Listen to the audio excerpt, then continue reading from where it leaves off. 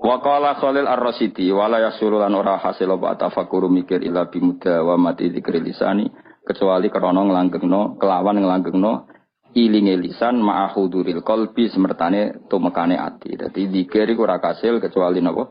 Ya lisan ngomong ati hadir. Hatta tamakana singgo tumencep apa dzikru dzikir fi qalbi ing dalam atine wong. Wa husul hadal qadri te hasil ikilah kadar mutawak kifun niku kandhek ala makrifati ngatasé makrifat ning Allah Subhanahu wa taala. Itmata lam ya'rif. Krana nalikane ora ngerti sapa wong bu ing Allah kefa hale kaya apa ya tamak kanu dadi kuat apa dikruhu ilinge wong biqalbi ana ing atine wong walisane lan lisane wong. Wal makrifatu te makrifat kama kala Ibrahim Ar-Ruqi kok dhewe Ibrahim Ar-Ruqi wa isbatul haqqi uta kang aran makrifat iku isbatul haqqi. Iku netepno Allah taala alama ing atase perkara wa kang uti Allah taala iku alaihi ing atase ma. Terus Allah menawi kharijan dat sing keluar angkuli mauhumin saking barang-barang sing disalah cipta. Jadi ini paling angel sing darane makrifatu apa? Menetapkan Allah dengan sifat yang memang Allah bersifatan dengan sifat itu dan Allah kita keluarkan dari tuduhan-tuduhan atau wahem-wahem atau pikiran-pikiran salah yang dikembangkan oleh kelompok-kelompok yang salah. Mesti rungono tenan ben dadi wali. Dadi wali boten ulama. Dadi wali sing kau ulama, udah dadi wali sing jalur bahasa Indonesia, repot wali bahasa Indonesia. Ya mau, beberatus ngono wis amen ning gunung dihen. Kowe milih dadi gunung kidul apa milih ning segara? Gampang di cara populer rokan dadi wali. Kon kluyar-kluyur ning segara apa ning gunung? Gampang di nek ning daerah kene gampang di. Gunung. Gak gampang di. Mau menyolongi pelem malah dadi wali. Malah menyolongi pelem malah wali kok nyolong pelem. Oh makome wis dhuwur kabeh milkun lillah. Iku gak makom dhuwur, makom sesat. Ya tawarai makrifatu wa ngeten. Di Quran kan sering ada kata subhanahu wa ta'ala amma yaquluna uluwang kabira. Rungono tenan iki. Allah itu kan zat yang tidak tersentuh dan tidak terlihat. Ya setidaknya di dunia ini Allah kan zat yang tidak tersentuh, tidak terlihat. Resikonya adalah orang menerangkan Allah itu dengan khayalnya. Dengan apa? Sehingga Allah disifati macam-macam. Ada yang mengatakan Allah itu tiga, trinitas. Ada yang mengatakan Allah punya anak. Ada yang mengatakan Allah itu logos. Logos itu pemikiran. Jika Allah itu tidak zat. Berhubung Allah logos bersemayam ning Isa, ning Yesus. Makanya ada lahud, ada nasud, ada Kristen Trinitas, ada Kristen Wahdatil Wujud, macam-macam. Nah ulama itu disuruh menetapkan Allah sesuai sifat yang Allah di situ. Maksudnya sesuai sifat yang benar-benar sifatnya Allah Subhanahu wa taala. Dan itu tidak gampang. Sehingga orang soleh itu tidak cukup. Makanya orang soleh kalau tidak ada ilmu, kemungkinan jadi wali itu kecil. Karena pasti dia punya satu kesalahan besar dalam nyifati Allah. Orang kok mungkin pasti punya kesalahan besar dalam nyifati Allah. Di hadis Muslim, Sahih Muslim termasuk hadis Sahih. Itu ada riwayat unik ya buat. Unik betul. Ada orang itu sujud di misbah. Ya sujud betul kepada Allah. Dia sujud diinjek sama pemuda tanggane. Sing pemuda ini tanakal. Sujud orang mari untuk duit. Pokoknya diinjek. Si soleh ini terus marah. Saya ulang lagi. Si soleh ini marah. Terus dia bilang gini. Fawwah la yaghfiru wa laka. Demi Allah, Allah tidak akan mengampuni kamu. Katanya pakai Allah loh ya. Bukan saya tidak mengampuni kamu. Kalau itu malah bagus. Atau muni janjuk gue malah apik. Kakek aneh gue malah apik. Karena di atas namakan dirinya. Tapi dia sumpahnya. Wawahi la yaghfiru wa lak. Demi Allah, Allah tidak akan maafkan kamu.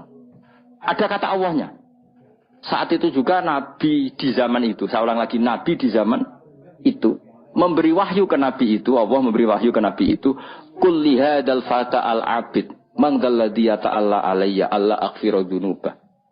Mangdalladhi yata'alla alayya. Kata Allah, Allah tersinggung. Katakan ke pemuda yang ahli abid itu. Bagaimana mungkin dia mencatut nama saya hanya dengan status saya tidak bisa maafkan seseorang. Tidak bisa. Yang nginjuk dia saya maafkan dan dia ibadahnya tak lebur. Tak kosongkan, tak hapus. Makanya kelompok yang ekstrim tuh mikir, oh nyifati Allah kok karepe dhewe. Misale Ruhin mangkelno aku, ada ngajine mbek aku terus aku mangkel, "Khen Allah ora bakal nyepuro kowe." Lho bagaimana saya bisa mencatut sifatnya Allah hanya tidak memaafkan? Memangnya saya Allah. Kan terserah Allah, ya yu'adzibu mayasa wa yaghfiru.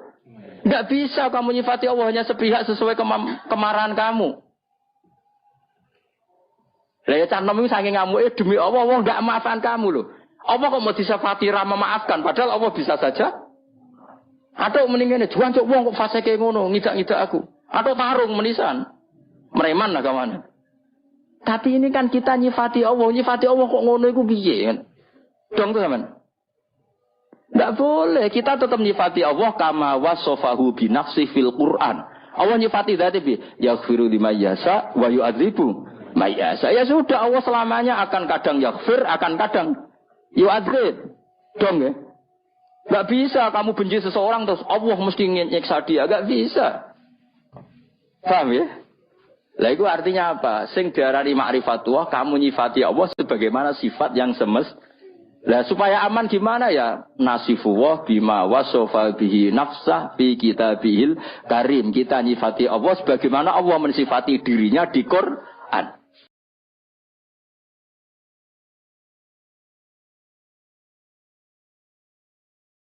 Nah, kalau tadi kan anak muda yang sujud tadi kan dia nyifati Allah dengan marahnya. Terus Allah disifati la yaghfiru abadan, enggak akan memaafkan selamanya. Ada enggak sifatnya Allah seperti itu? Enggak ada. Artinya yang ada adalah yaghfir liman yasha wa yu'adzibu may yasha. Lah iku wong saleh-saleh kudu eling. Wong saleh kelakuane ngono iku, mun Islam sing sok ekstrem-ekstrem. Sok bener dhewe itu senane ngono, anggere musuhe la yaghfir. Itu apa-apaan. Lan koyo kula masih sampean ngajine wis ngene iki ra iso ilmu ra manfaat. Ora iso, iso wae Allah maringi manfaat. Gara-gara rapati alim manggon Papua jadi kiai. Kenapa ngene Papua? Ning Jawa sedintai Gus Pak. Pindah. Ora apa-apa masalah. Allah ya seneng ae. Pinter ya bisa nyari tempat. Gak iso dadi mufti ning MUI Indonesia ning Korea. Barangan wedhusne ora masalah. Kula nanti ketemu mufti teng Boyolali. Kula riyen mufti lho Gus Adi angon wedhus. Tapi teng Korea Gus dadi mate napa iki. Kuyon namanya. Gak apa-apa, ke zaman mufti ikhlas di swarga, angon wedhus ikhlas yo. Swarga sing mari swarga ora mufti ini, ikhlas ya. Wah yo Gus cocok, ra cocok piye fatwane nguntungno kowe. Fatwane nguntungno kowe gara muni ra cocok piye. Lho bedane apa ya? Kowe mufti yo golek ridane Allah, angon wedhus golek. Ya wis, kowe lagi rukun mbek bojo kelon yo golek ridane Allah, dineng mire yo golek ridane Allah. Mergo ngindari konflik ku ibadah. Darul mafasid muqaddamun ala jalbil. Timbang ning omah bentrok pergi. Ibu ngaji to apa lah pokoke metu. Jadi Allah itu enggak suka kalau disifati sesuai seleranya yang nyifati itu enggak suka. Coba orang Yahudi, nahnu abna'ullahi wa ahibbau. Kita ini kekasihnya Allah, enggak mungkin disiksa. Allah ya duka wa qalatil yahudu wan nasara nahnu abna'ullahi wa ahibbau. Ketika orang mukmin mengklaim ahli swarga tapi kurang ibadah, Allah ya duka. Artinya tidak hanya orang Yahudi Nasrani, ketika kamu membayangkan masuk surga tanpa amal soleh, Allah ya duka tilka amaniyuhum. Ya duka. Coba Nabi kalau duka be wong mukmin, al-qayyis man dana nafsahu wa alima lima wa amila lima ba'dal maut. Tapi wong sing goblok adalah dosane akeh wa tamanna ala Allah al-amani. Tapi khayale ning Allah. Kaya kowe ini lha ora tau ngayal dadi wali, ora tau ngayal bu swarga, pokoke urip. Bar ngaji mau seneng apa klathak sebariku kancanan tukar-tukaran nomor damai. Gak penting swarga neraka, gak penting relasi. Amit-amit tenan di murid kuwi, amit-amit tenan Yesus. Ngaji sabar, wong di murid kuwi ngaji sabar. Aku urung tahu roh diskusi cocokan makna, mau Gus maknane apa urung tahu. Akhir diskusi ku mesti yo tuker-tukeran apa? HP mbek kenalan. Urung tahu keterucut roh. Mau Gus maknane apa? Perkara apa gara takok. Lagi makro ana dhewe. Allah karim ya Allah ya Allah. Amit-amit tenan. Tapi ngono-ngono umat Kanjeng Nabi Muhammad sallallahu alaihi wasallam. Kita kabeh dititipi ngrumat umat Kanjeng Nabi. Wis kula serido sak rida-ridane. Kula de guru Mbah Mun sabar, de bapak kula nggih sabar, ibu kula ngrumat santri nggih sabar, mbah kula riyen ngrumat santri nggih sabar. Mbah Mun nasihati kula dadi kiai rumuse sitok ngempet. Wes nuruti wong-wong mari lara ati, soke ngempet. Engko nek kulino ora wis borok mati rasane. Suwe-suwe ra. Tangan-tangan bener. Pertama yo kecewa kaji kok model ngene iki. Nek suwe-suwe kulino, suwe-suwe ya alhamdulillah. Ya jadi tadi ya di hadis Muslim itu ada orang sujud diinjak orang lain, terus dia bilang Allah tidak akan maafkan kamu. Ternyata Allah tersinggung karena hanya disifati sepi. Allah tetap bisa yaghfir, bisa yu'adzib. Ya sudah seperti itu. Kira oleh nyifati Allah sepihak nurut emosimu tidak bisa. Tetap Allah dengan otoritasnya yaghfiru liman yasha wa yu'adzibu yasha. Ya sudah, Allah tetap sebagai Allah. Allah kok mbok atur kowe. Lagi sing kadang-kadang wong saleh ku ora mergo ora ngaji. Lan kok kula maksudno sampean yo ora wani. Iso wae barokah bodho malah tok ndi-ndi. Akhire ngiyai ning Korea, ning Papua, ning tahu diri wis. Kompetisi di Jawa ketat lengser. Enggak apa-apa. Enggak masalah. Yo jelas ora masalah yo. Yes, pokoknya. Jadi sing diarani ma'rifatu ya isbatul haqqi ala ma huwa alaihi kharijan an kulli mauhum. Lah ulama ahli sunnah itu pinter daripada ke mikir kangelan di antara sifat yang dikenalkan ke kita apa mukhalafatul lil hawadisi. Pokoknya Allah ora kaya makhluk. Daripada nyifati potensi apa salah, ya sudah nak nyifati Allah ku piye? Duwe sifat kamalat, sifat sing sempurna lan Allah bersifatan kabeh mukhalafatul lil hawadis. Iku pintere ahli sunnah wal jamaah ben aman, napa? Ben aman. Ben kira bayangno Allah tuh kayak apa? Mergo mukhalafatul Mizan itu wonten kalih, timbangan ada kalih. Timbangan pembanding. Jadi misalnya saya punya amal buruk banyak. Ya, amal buruk banyak. Terus ada amal baik banyak. Sebetulnya amal buruk itu mudah sekali talasat. Talasat itu hilang, nggak dinilai sama Allah. Karena kebetulan buruk itu nggak ada. Niki ilmu kelas hakikat di rumah balik. Rumah nggak aja salah paham gitu. Amal buruk itu banyak yang nggak ada. Amal baik itu ada tanpa kita mengamalkan. Di rumah nggak sekali sampean salah paham bahaya. Misalnya begini, sampean saya beri contoh. Ada orang mengatakan Isa itu Tuhan. Hakikat Isa Tuhan itu ada enggak? Enggak ada kan? Batu Tuhan juga enggak ada. Terus kita dalam hidup misalnya bergantung uang, bergantung fasilitas duniawi. Sebetulnya hakikat makan makanan, minuman bisa menopang kehidupan kita ya udah ada juga. Karena makanan itu ya makhluk yang fana. Ilmu yang diciptakan manusia itu ya makhluk yang sama-sama fana. Yang hakikat ada yang tidak mungkin hilang abadal abad selamanya lama, meskipun nanti setelah akhirat selesai pun itu hanya la ilaha illallah, bahwa yang berperan, yang aktif, yang al-fa'ilul mukhtar, pelaku sejarah, pelaku apa saja hanya Allah Subhanahu wa ta'ala. Sehingga kenapa, ini kelirunya orang Khawarij. Sehingga kenapa orang yang dalam hidupnya pernah meyakini la ilaha illallah secara ikhlas dan benar. Saya ulang lagi. Satu kali pun orang dalam hidup pernah meyakini la ilaha illallah secara ikhlas dan benar. Itu mbok atusan taun ning gone neraka, tetap nanti itu masuk swarga. Mergo kebatilan yang ia lakukan itu dianggap tidak ada. Kenapa dianggap tidak ada? Memang hakikat kebatilan itu tidak ada. Yang ada adalah la ilaha illallah. Itu enak nglakoni barang batil. Barang batil itu tidak ada. Makanya disebut dalam Quran qul ja'al haqqu wa ma yubdi'ul batilu wa ma yu'id. Yang ada di dunia dan akhirat itu hanya barang hak, yaitu Allah itu wujud, Allah itu pemeran utama, Allah itu segala-galanya. Lainnya itu barang batil. Barang batil itu barang yang enggak ada tapi oleh manusia yang salah dianggap apa? Ada. Nah, sehingga barang batil ini sekali Allah menghendaki kalimat la ilaha illallah itu sampean baca secara ikhlas, itu barang-barang batil yang pernah kita lakukan itu otomatis hilang. Tanpa dihilangkan pun barang itu tidak pernah ada. Itu disebut barang nopo?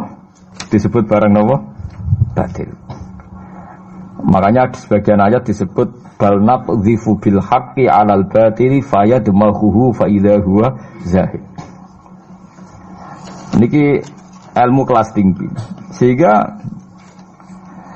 Sehingga kenapa orang-orang kafir yang menyembah batu, menyembah Isa nanti masuk neraka? Sebetulnya Allah itu memasukkan mereka ke neraka itu hanya karena Allah ingin bilang gini tok. Sudah ya kamu di neraka saja. Kamu kan menuhankan batu, menuhankan Isa, ya silahkan minta tolong Tuhan kamu, itu saja. Artinya andikan mereka betul-betul yang dituhankan itu Tuhan, Allah juga senang. Kalau itu menjadi rival, ya menjadi rival Tuhan maksudnya, yang bisa menselamatkan.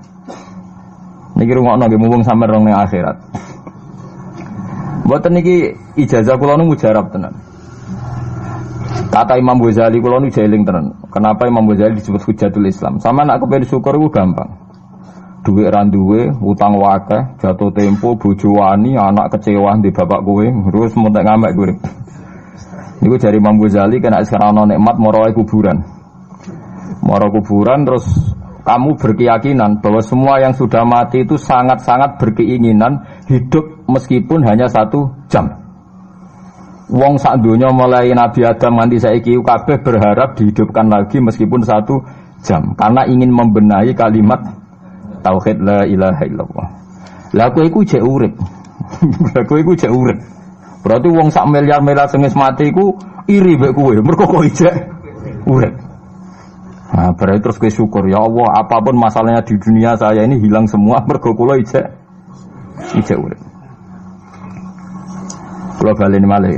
Dengan demikian kowe muni alhamdulillah aku fasih. Piye wae kowe iku duwe nikmat rupa-rupane urip yang sangat diingini oleh Firaun sekalipun, oleh Namrud, oleh Qarun, orang-orang miliarder dulu, itu sangat berkeinginan sing jenenge urip.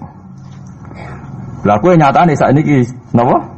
Ijek urip. Dadi ini luar biasa. Paham napa? Luar biasa. Ini tak warai ilmu tauhid itu. Terus nanti setiap saya ngaji setelah selesai sampean baca dijiwai. Sebab itu ketika orang kafir dimasukkan neraka itu sebenarnya Allah itu hanya bilang gini, wakilat usyrakaakum fada'auhum falam yastajibu lahum wa ra'awul adab. Tidak apa-apa, kamu sekarang masuk neraka, kamu tidak menuhankan saya. Kamu minta tolong sama Tuhan kamu. Nah, ketika demikian kita pernah menuhankan yang paling ekstrim tentu menuhankan Yesus atau menuhankan batu, menuhankan dewa-dewi. Atau mungkin Tuhan di bawah itu ya kita menuhankan uang, menuhankan sebab, menuhankan jabatan macam-macam sehingga mengalahkan Tuhan sejati Allah. Terus mereka minta Tuhan-Tuhan itu supaya menolong. Walhasil akhir cerita itu wadolla anhum ma kanu yaftarun, wadolla ankum ma kuntum tasubun, wadolla anhum ma kanu yaftarun itu di Quran diulang-ulang dengan beberapa redaksi. Akhirnya hilang apa yang kalian kira ada. Akhirnya hilang apa yang kira kalian ada. Misalnya kita mengatakan bahwa hidup itu harus makan, harus minum. Ternyata nanti di akhirat tanpa makan, tanpa minum orang hidup. Makanya itu hebatnya ulama, hebatnya ahli sunnah, hebatnya nabi. Nabi itu orang mukmin itu dilatih. Kalau lesu ya makan, kalau ngantuk ya tidur. Tapi kita diajari ada makhluk hidup yaitu malaikat yang tidak makan, tidak tidur. Paling tidak meskipun kita itu kalau nggak makan lemes, kita tetap tidak mengatakan tanpa makan makhluk pasti mati, karena kita berkeyakinan diberi akidah ada makhluk yang namanya malaikat nggak makan nggak minum tapi hidup. Sehingga meskipun kita mengalami kalau nggak makan itu mati, tapi tetap menyisakan satu keyakinan bahwa makan itu tidak syarat hidup. Buktinya malaikat nggak makan hidup. Paling tidak dengan keyakinan itu kita tidak mendewa-dewakan harus makan. Itu cara-cara Nabi mengajarkan kita. Paham gitu. Terus ini saya ulang-ulang. Makanya disebut wadolla anhum. Apa yang mereka kira ada itu dari awal tidak ada. Ya, apa yang mereka dikira ada nanti di akhirat tidak ada. Lah sing ada itu tetap nopo alhamdulillah. Makanya ketika nanti orang masuk surga da'wahum fiha subhanakallahumma wa tahiyyatuhum fiha salam wa akhiru da'wahum alhamdulillahi rabbil alamin. Ini penting kula aturaken. Terus sakjane salah niku ora dikepenak. Itu sebabnya kenapa orang yang kafir mulai cilik sampai tua ketika meh mati kok nglafadzna la ilaha illallah, satu kalimat ini akan menghapuskan kekafiran di masa lalu. Kenapa kok bisa hapus? Karena kekafiran yang masa lalu itu omong kosong semua. Ya toh mengatakan Isa Tuhan ya omong kosong, malaikat Tuhan ya omong kosong. Ini omong kosong semua. Barang itu kalau hakikatnya kosong, hilang karena ada bukti memang tidak benar. Itu kan gampang untuk menghilang. Itu podo karo wong mending ini. 3 miliar ambek 3 miliar. Iku podo karo 5 rupiah. Bariku gremeng meneh. 1 triliun ambek 1 triliun podo karo 500 rupiah. Omongan gremeng itu kan ya wong edan ngoten kan. Berarti sak urip-uripe muni Isa pangeran ya edan. Muni liyane pangeran itu kan omongan ra penting semua. Meskipun yang disebut tuh miliar triliun tapi kan cara guru biji busa kan gampang globong ae wong ndak. Tapi malaikat bagian katabah, bagian nulis itu rawani ngobong la ilaha illallah ben kuwalat tapi pangeran. Makanya saya pastikan sekali sampean nglafadz la ilaha illallah itu benar, malaikat sing sentimen mbek sampean pun ndak bisa bakar itu. Kuwalat den. Paham maksudnya? Paham ya? Jadi jelas saat ini kenapa kalimat itu begitu dikjaya. Paham ya? Begitu dikjaya. Lah soal kita ngalami di zaman akhir. Orang lafadzkan kalimat itu dianggap bid'ah terus tukaran. Ya kita semua ngalim bingung kalimat itu salah apa dianggap napa bid'ah. Wong kalimat disifati thayyibah sing lafadzno dihukumi nglakoni bid'ah. Lah sing diarani bid'ah ya ora trimo pisan, malah gawe hadis palsu.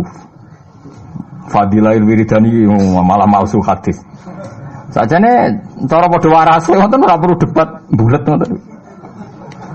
Padha warase lannya kono nganggo kapasitas ulama, kita pakai kapasitas apa? Ulama terus kita diskusi baik-baik. Di kula baleni malih nggih, kenapa kalimat thayyibah disebut kalimat baqiyah? Dalam istilah Quran wal baqiyatus sholihat. Baqiyah itu sesuatu sing abadi. As-sholihat itu sing layak, sing apik, sing selalu duwe eksistensi. Soleh maknane layak. Layak iku mergo wujud. Nggih kula baleni malih tak wari filsafat ilmu hakikat. Sing darani layak ku sitok mergo wujud. Nak barang ora wujud itu jenenge dilafadzno tapi mboten layak. Jadi barang ana sing dilafadzno tapi ora layak, ana sing ora usah dilafadzno tapi wis layak disebut sholihat. Soleh maknane apa? Layak atau punya eksistensi. Misalnya begini ya, kalau tawarai ya, dan sama nang lafadzno la ilaha illallah itu benar. Ketika manusia itu menganggap, yasumu maknanya menganggap itu sesuatu tidak ada tapi dianggap nopo ada. Itu jenenge menganggap. Ketika manusia itu menganggap bahwa tidur itu penting, kalau orang tidak tidur itu maka dia akan lemah. Kalau orang tidak makan itu dia akan mati. Sebetulnya semua ilmunya manusia itu menganggap. Karena diulang-ulang oleh satu kejadian. Kalau nak gak mangan itu lesu, nak gak turu itu lemes. Terus dia menganggap kalau gak tidur itu orang mati. Kalau gak makan itu orang mati. Itu ilmu yang dikatakan oleh para ahli hakikat hanya menganggap itu sah. Karena anggapan manusia salah itu sah, keliru ya sah, benar ya sah. Tapi ya hanya anggapan. Tapi dalam ilmunya Allah Ta'ala sing abadi, kehidupan itu tidak bersyarat makhluk itu harus makan. Dan Allah bisa membuktikan itu lewat Allah menciptakan apa? Malaikat. Nah sehingga semua ilmu selain ilmu hakikat itu dalam bahasa ilmu hakikat disebut kita menganggap, kita merasa tahu. Bukan saya tahu, tapi saya merasa tahu. Nah, liyane kalimat la ilaha illallah itu semuanya begitu. Kita merasa tahu bahwa kira-kira begini, kita melihatnya begini. Tapi sing hakikat, sing gak bisa dibatalkan bahkan oleh malaikat sekalipun, niku namung kalimat la ilaha illallah. Nanti disebut kalimatu haqqin 'alaiha nahya wa 'alaiha namut wa 'alaiha nufatu insyaallah taala minal amin. Karena yang dikatakan hidup itu roh. Roh itu tidak butuh makan. Ketika jasad itu mati, hancur, itu rohnya kan masih hidup. Dia pindah di alam ulya sana. Roh itu hayat itu dari kata roh. Roh itu maknanya hidup, hayat maknanya hidup. Roh dan hayat ini satu sistem yang kita tidak tahu, yang tahu hanya Allah. Ini tidak butuh makan. Sing butuh makan, butuh utang, butuh bodoh itu jasad. Paham ya? Roh ora tau utang, ora tau gadekne BPKB, paham ya? Enggak melo-melo dia. Makanya ketika jasad kakean pola itu roh nyesal. kok ngatasnamakan saya demi hidup sampai direwangi utang-utang wong, direwangi uripe bulet. Toh saya bisa hidup tanpa hutang. Lah iku manusa iku aneh. Makanya disebut alam rohaniin itu sudah. Nah, ketika kita mati itu kan yang mati itu jasad. Jasad itu mati, rohnya sowan Allah. Tapi kita secara bodoh mengatakan kita mati. Loh, yang mati itu siapa? Hanya jasad kita, roh kita tidak mati. Yang sowan Allah itu roh kita. Tapi kita bilang kita mati. Ya berarti kita bilang kita mati, ya kita mati. Menurut bahasa manusia, kalau kita sudah tidak ambekan, tidak makan, tidak minum, disebut kita nopo mati. Tapi alhamdulillah kita ini mukmin, meskipun bahasakan kita mati terus bahasano mugi-mugi disepunten pangeran niki ruhe nembe sowan, mugi-mugi diwelas. Intine dene ramuni mati. Paham nggih? Mulane malaikat ngurung anak pidatone kiai sing lepas jenazah yo bingung. Perkarane dilepas niki pun mati, mboten saged napa-napa, ra iso njuk sepuro jenengan, ra iso salat, monggo kita salat. Iki sedongakno sakniki ruhe sowan pangeran mugi-mugi selamat. Jare mati, jare sowan. Sowan kan artinya mlaku-mlaku sowan kan. Nah, tapi misalnya mbok bahasano nganggo ilmu sing ekstrim kados kula, nganggo ilmu kelas berat kan malah diguyungake. Bahwa jasad ini mati, ini tidak penting karena jasad rohnya masih hidup. Maka kita tidak perlu nyolati mayit karena tidak pernah ada mayit karena rohnya masih hidup. Wah, kan dianggap edan bareng kan. Makanya sebaiknya orang ilmu hakikat itu tidak perlu jadi kiai. Pokoknya kayak kula jadi ulama tapi rasa jadi nopo. Ya, jadi kiai sampean ae sing ora paham detail-detailnya alam roh sampai alam nopo? Alam nopo? Jasad. Nah, itu keliru itu penting karena kalau tidak keliru itu tadi. Paham sih kalau maksudnya. Nah, itu disebut. Nah, kalau sama tanya, lalu roh itu gimana Gus? Ya nggak ada jawabannya. Wong Rasulullah saja yang orang paling pinter di dunia, orang paling tahu wa yasalunaka anir ruh kulir ruhu min amri rabbi. Roh itu urusannya pangeran. Makanya kalau sekarang sampean pertanyaannya gini. Waktu gale guyonane Siti Jenar. Siti Jenar itu ya ono pinter, ya ngawur tapi ono pinter. Dene iku ora tau salat. Sing salat ruhe jare. Dadi ora tau sujud, sing sujud jare ruhe. Yen darani wali songo iki goblok. Wali songo iki gobloke ra karuan jare Siti Jenar. Wong kon salat, bathuke nganti ngecap jare Siti Jenar. Lah nek sing ngecap bathuke sampean fisik iku hancur, pas ketemu Allah seksine apa? Jare Siti Jenar ke jangan ketemu pintu. Kok jasad kita ini hancur. Misalnya kayak ngandalo bathuk ngecap, jasad ini kan hancur. Sing mbok sowan pangeran rohem. Roh iku wis kon sujud ae ora usah awam. Lan akhire nak wae salat terus meneng ae jare wis salat. Sing ada teng pintu-pintu niku. Nah sing mung syariat terangno ora iso. Rata-rata kiai syariat kan ra pinter hakikat. Mau ngamuk ngono to murtad kowe. Nah nek ngamuk to. Hasil wong syariat kan apa? Ngamuk. Ngamuk stresan nerangno ngamuk. Ya akhirnya gak sambung kan. Saya pastikan ajaran Kak Siti Jenar itu sesat. Sesatnya adalah wali-wali yang alim, termasuk wali songo yang alim itu bilang begini. Ketika bathuk kita dikokon sujud ning pangeran, kita sujud itu sebetulnya bukti bahwa fisik kita itu tunduk sama perintah roh. Karena roh kita sujud, roh ini menyuruh fisik kita juga ikut sujud. Jangan jadikan fisik ini rivalnya roh. Itu kita gobloke Siti Jenar. Kalau roh kamu sujud, fisik kamu tidak sujud, namanya rivalitas. Berarti kowe di jisim, duwe wadak sing ra nurut roh. Berarti rivalitas. Lalu jasad kamu itu sing mimpin sapa kok gak nurut. Lah ini mulane sing rada-rada Siti Jenar tobat mulai detik ini, paham ya? Karena ya mboten tak jak mikir sampean, paham ya. Jadi ini permainan ilmu kelas tinggi, paham ya. Kayaknya gak tahu mikir toh. Lah diwarai kok ben kok alhamdulillah aku fase. Paham ya? Paham ya?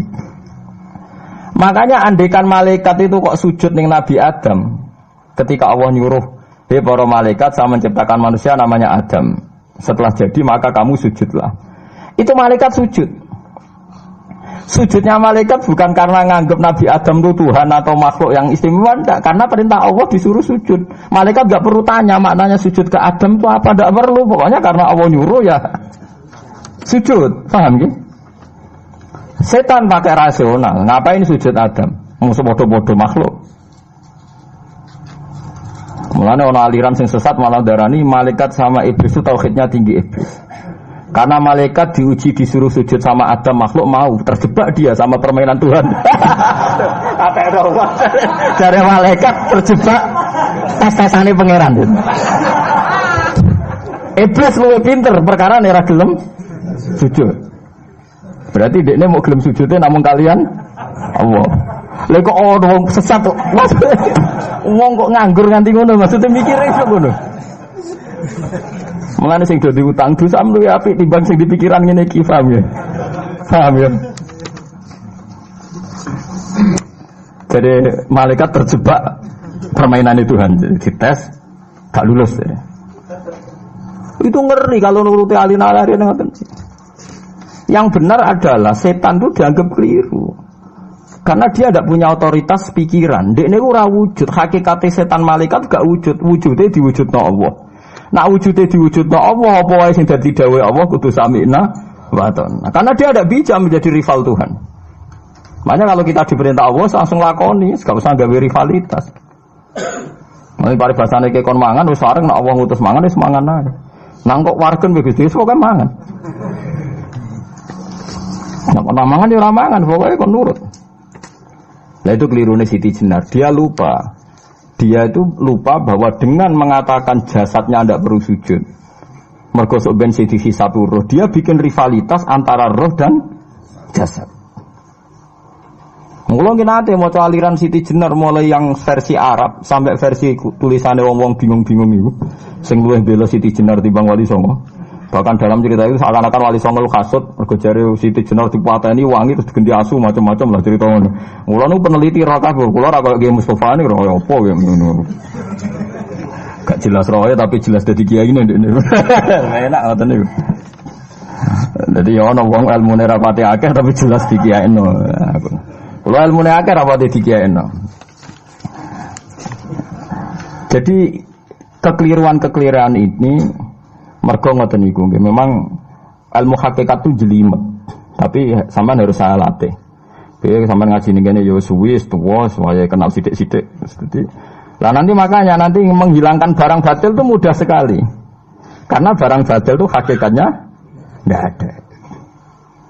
Mbok ana wong muni 1 miliar ditambah 1 triliun jumlah 5 rupiah, mbok sing disebut angka 1 miliar 1 triliun lafaz ini enggak ada. Nggih lafaz ini enggak ada, fakta ini tidak ada. Makanya disebut di Quran iyaquluna illa kadzibah. Sebagian Quran istilah lebih ekstrim. Kaburos kalimatan takhruju min afwahihim. Kalimat itu menjadi besar karena ada yang melafatkan, tapi kalimat ini tidak pernah menunjuk hakikat. Lho nggih to, misale wong nyebut iki geni, wong iki HP kok darani geni, itu pernah ada kalimatnya tapi tidak ada faktanya. Ini batu disebut itu Tuhan. Yang benar itu batu, disebut Tuhan itu kan kalimat sing ada kalimatnya tapi tidak ada faktanya. Paham ya? Ini disebut kaburos kalimatan sing takhruju min afwahim. Terus iyaquluna illa kadzibah. Mereka hanya ngomong secara dusta. Sebetulnya kalau barang hakikat itu tidak usah diomongkan, itu tadi kalimatu haqqin 'alaiha nahya wa 'alaiha namut wa 'alaiha nufasu insyaallah taala minal amin. Tapi kalau kalimatul batil kalau enggak diomongkan enggak ada yang ngomong. Karena harus diomongkan. Itu pun enggak menunjuk apa? Enggak menunjuk apa? Hakikat. Lah semua manusia itu ngomongnya itu rodok-rodok ala zamihim sesuai klaimnya. Mulane omongane sampean bingung nama malaikat. Saya jamin, muga sampean kenal malaikat kados kula niku malaikat sambat tenan mbek omongane sampean. Kok ndak gimana coba? Kita bilang saya ini kaya, baru punya uang banyak kaya. Malaikat sing nyekseni kekayaane Allah janggal, kere kok muni sugih. Terus kowe muni saya ini orang kuat karena saya presiden Amerika, saya presiden Indonesia orang kuat. Kita pun sebagai kiai bilang Jokowi itu orang kuat, presiden itu orang kuat. Malaikat sing roh langit bumi, sing roh Allah, dijayane Allah, pemene malaikat Israel. Mangkel sak boleh ana bahasa kuat tuh. Ah semane. Tak protes ber kok iso muni kuat itu kuat apa nih? Jadi bahasa manusia itu membingungkan semua. Coba Anda jadi malaikat Israel terus ana wong peteta-petete muni kuat. Kuat temen ning ndi tak pites setiap saat itu. Jadi bahasa manusia itu membingungkan semua. Makanya malaikat itu kuat yang uang ngomong gak jelas. Nah, makanya mereka nggak dianggap temannya malaikat. Karena tidak wali, dia tidak tahu ilmunya malaikat. Lah wali itu tidak pernah terjebak omongan itu. Disebut ala inna auliya Allah la khaufun alaihim. Sampai disebut nanti di antara khasih wali itu kalau meninggal tatanazzalu alaihimul malaikatu alla takhafu wa la tahzanu wa absyiru bil jannati allati kuntum tu'ad. Terus malaikat-malaikat yang di langit semuanya bilang pada wali ini nahnu auliyaukum fil hayatid dunya wa fil akhirah. Saya ini mitra kamu, saya ini teman kamu baik zaman kamu di dunia maupun di akhirat. Karena bahasanya wali dengan bahasa malaikat itu sama. Tidak pernah merasa kuat, tidak pernah merasa hebat. Karena malaikat itu tahu yang hebat itu Allah, tahu betul dia. Apalagi temannya Israel tahu betul. Paham ya? Wali yang muniku bahasa disiga sambung. Disebut nahnu auliya. Agak tahu tuh paham Quran kados kula. Lah mulane ngaji. Wis kerepean lah pokoknya paham. Lah bahasa manusia enggak wali itu bingung karena malaikat karena tadi kita bilang presiden itu orang kuat. Ini orang kuat. Padahal malaikat yang bagian mitosnya Allah ini janggal, kuatnya nang ndi. Apalagi malaikat yang nyekseni alam malakut, alam ning langit. Ning sampean saiki wis sinau planet mawon lah. Planet Mars itu kayak gini, Platurus gini. Delok bumi planet paling kecil. Wong bumi planet paling kecil kok penduduknya paling kuat tuh piye kamu sih? Paham ya? Wes bumi paling kecil digoni wong miliatan. Terus untuk mau sepiro? Mau untuk kok terus kuat itu kuatnya nih? Nanti. Berarti sampai membahasakan orang kuat ya gak sido bener.